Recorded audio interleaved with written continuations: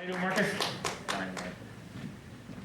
So at our home in the front yard, we have a small goldfish pond. Now I know you got a vision of what that might look like. You're exaggerating it.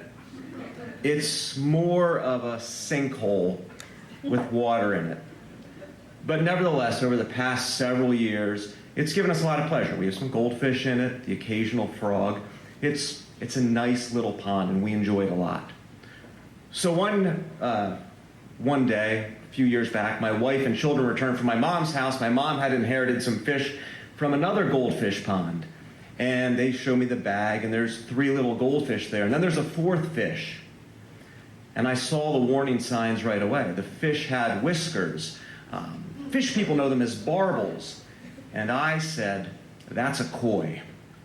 Now, I get it. It's a room full of liberal arts majors. You don't know the difference between a goldfish and a koi. Well, neither did I.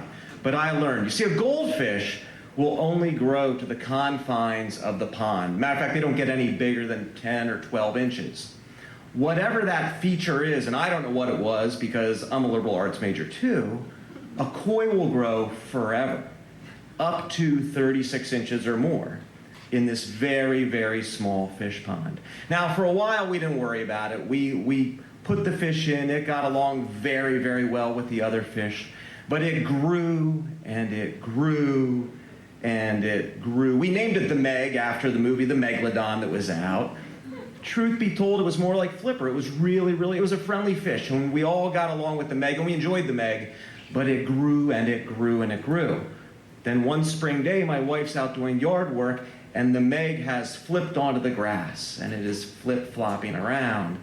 And we realized we had to do something. We couldn't let the Meg live here anymore. So the first thing that we did was we posted on Facebook, would anybody like a koi? And there were no nibbles. That pun's intended. Then we thought about putting it on Craigslist, but you know, a koi can be worth a lot of money. I didn't want someone just to buy it because they wanted it. We wanted to know where the Meg was going to go.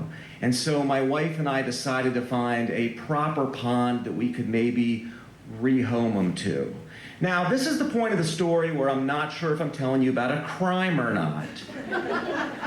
Obviously, if I were to steal a koi out of your pond, that's theft.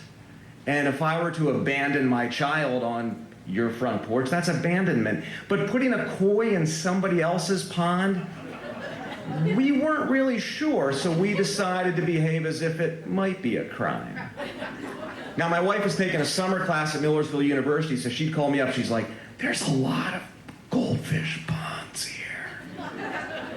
And we thought about it for a while, but, you know, I know stories that I've heard about campus security. And in summer, their caseload's a little bit lighter.